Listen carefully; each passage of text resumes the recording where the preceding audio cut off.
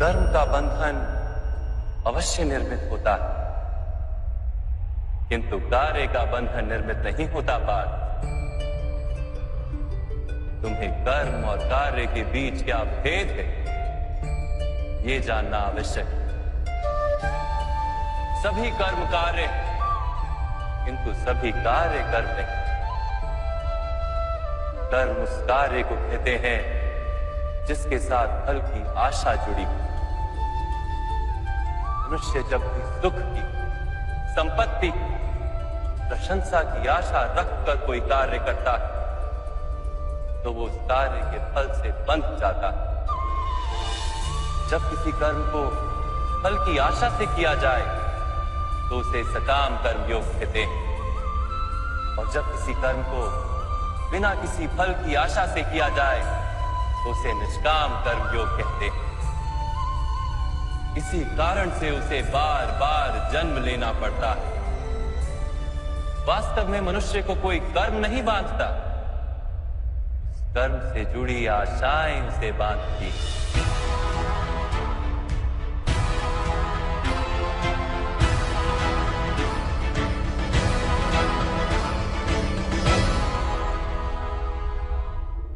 वास्तव में मनुष्य को कोई कर्म नहीं बांधता, उस कर्म से जुड़ी आशाएं उसे बांधती।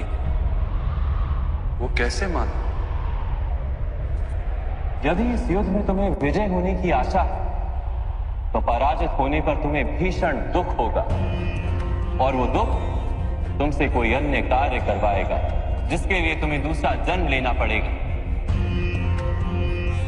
और यदि तुम विजयी हुए तो तुम्हारा अहंकार बढ़ेगा, और वो अहंकार तुम्हें विश्व विजय के लिए प्रेरित करेगा, तुमसे हत्याएं करवाएगा और उसका पाप तुम्हें बांधेगा। विचार करो, यदि तुम्हें इस युद्ध में ना विजय का मोह और ना पराजय का भय, तो इस युद्ध के अंत में तुम्हें सुख प्राप्त होगा या दुख प्राप्त होगा? ना सुख माधव, ना ही दुख। अर्थात तुम्हारा सुख, दुख, हताशा, निराशा, अहंकार युद्ध के कारण नहीं है। युद्ध के साथ तुमने जो आशाएं बांधी हुई हैं उसके कारण। क्या ये सत्य नहीं है पार्थ?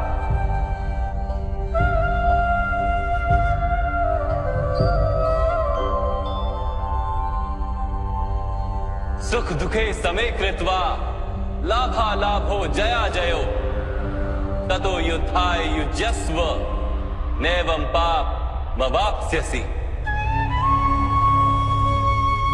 अर्थात सुख दुख को समान मानकर लाभ हानि जय पराजय का विचार किए बिना यदि तुम युद्ध करोगे कौन्तेय, तो तुम पाप के भागी नहीं बनोगे।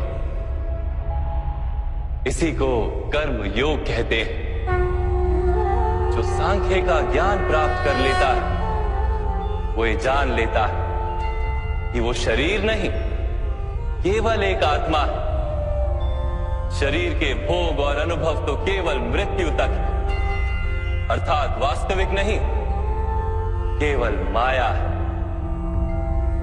उसके लिए कर्मयोगी बनना सरल हो जाता है। परंतु माधव, यदि कार्य से बंधन निश्चित है तो क्या संसार का त्याग करके संन्यास लेना उचित नहीं? इसी विचार का परिणाम है कि आज ये युद्ध हो रहा है पार्थ।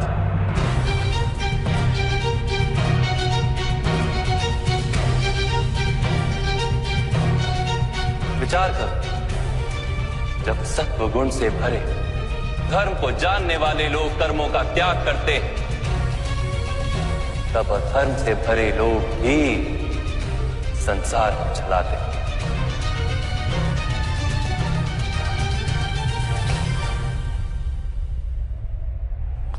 यदि महामहिम ने संसार का त्याग ना किया होता तो आज अधर्म इतना बढ़ता ही नहीं।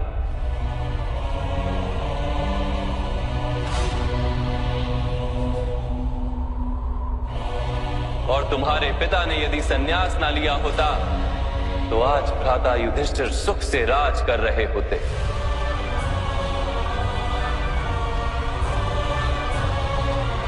और अपनी प्रजा को न्याय और धर्म का ज्ञान दे रहे होते। किंतु दुखदायक बात तो यह है पार्थ कि सत्व गुण से भरे मनुष्य ही संसार को लाभ दे सकते हैं, किंतु वो ही संन्यास का विचार करते हैं। जैसे जल तो भाप बनकर उड़ जाता है और कीचड़ वहीं पड़ा रहता है, वैसे सत्वगुणी सज्जन लोग तो संसार का त्याग कर देते और तमस से भरे अधर्मी लोग संसार में कार्य करते हैं। इसी कारण से संसार में पाप और अधर्म बढ़ता है।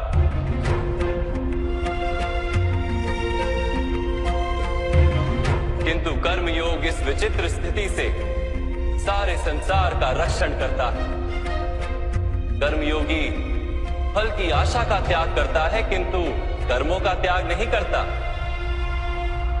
वो इसी संसार में रहता है सन्यासी की भांति, सारे कार्य करता है किंतु उनमें लिप्त नहीं होता।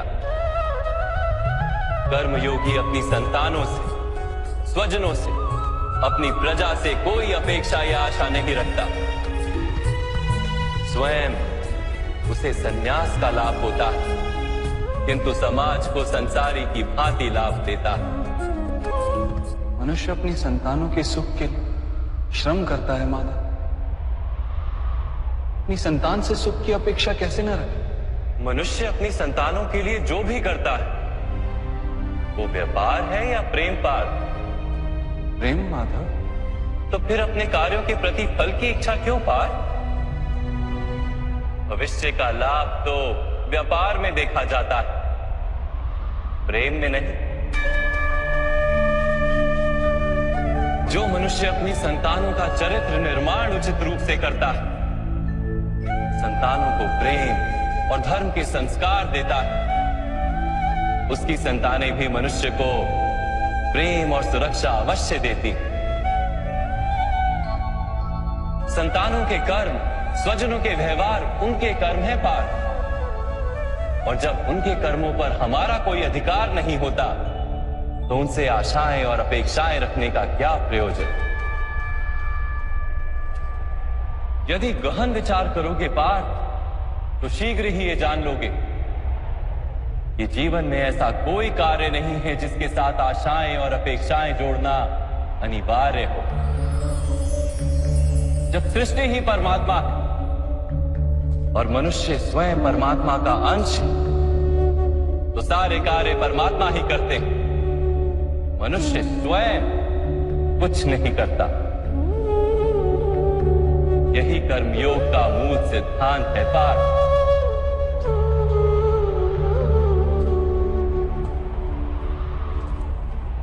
तुम्हें भी कर्मयोगी बनकर ये युद्ध करना आवश्यक है पार्थ। त्रिगुणिया विश्या वेदा निस्त्रिगुण्यो भवार्जुना निर्द्वंद्वो नित्यस्तत्वस्थो निर्योग क्षेम आत्मवान। 3 गुणों का त्याग करके निर्गुण बन जाओ पार्थ। इस द्वंद्व से मुक्त हो जाओ।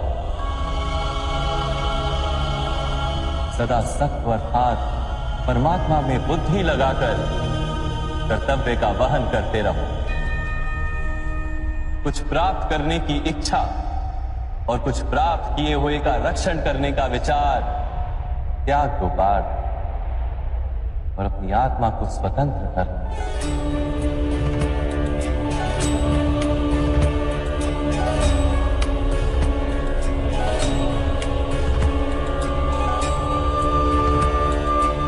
स्मरण रहे पार्थ, कर्मण्यवाधिकारस्ते मां फलेषु कदाचन मां कर्म फल हेतुर्भु मां ते संगोस्त्व कर्मणि। तुम्हारा अधिकार तो केवल कर्म करने का है, फल तो ईश्वर के हाथ में। इसलिए ना कर्म से भागना उचित है और ना ही कर्म के फल की आशा रखना उचित है।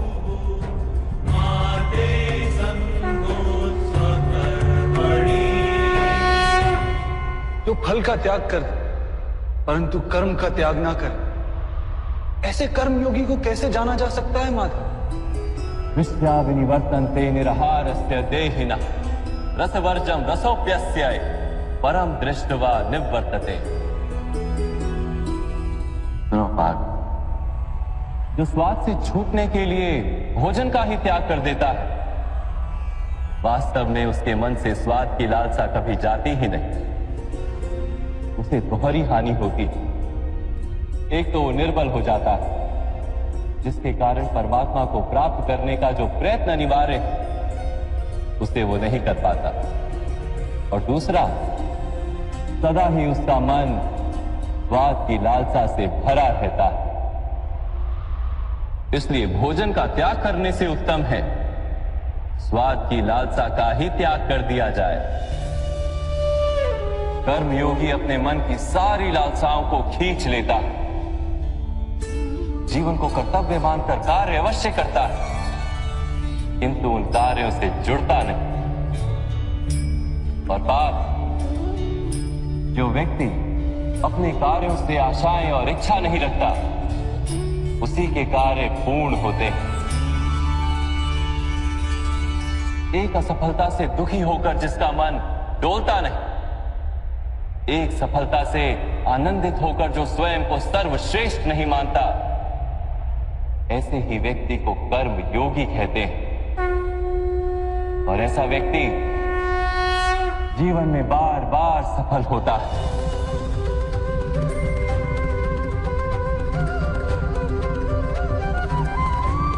ध्यायतो विषयान पुंसः संगस्तेषु पजायते संगात संजायते कामा कामात् क्रोधो भिजायते क्रोधात् भवति सम्मोह सम्मोहात् स्मृति विभ्रम स्मृति भ्रंशात् बुद्धिनाशो बुद्धिनाशात् प्रणश्यति। फल की आशा से कामना प्रकट होती है, और कामना का तो स्वभाव है असंतुष्ट रहना। असंतोष से क्रोध उत्पन्न होता है, और क्रोध से मोह जन्मता है। मोह के कारण व्यक्ति आचार और व्यवहार का ज्ञान ही भूल जाता है।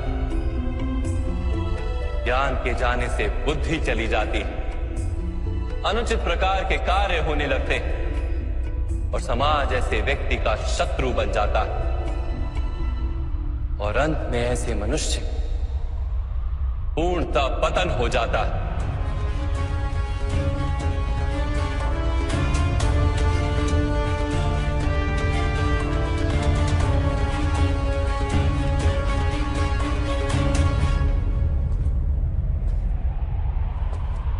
जैसे भ्राता दुर्योधन,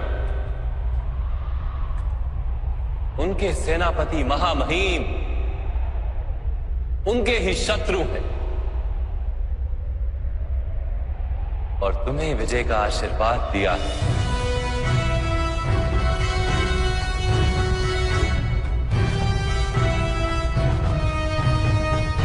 पार्थ, कर्मयोग ब्रह्म विद्या का दूसरा चरण, परमात्मा में अपनी बुद्धि स्थिर करो, स्वयं को आत्मा जानो, मिथ्या बंधनों से मुक्त हो जाओ, और फल की आशा का त्याग करके केवल कर्म करते रहो।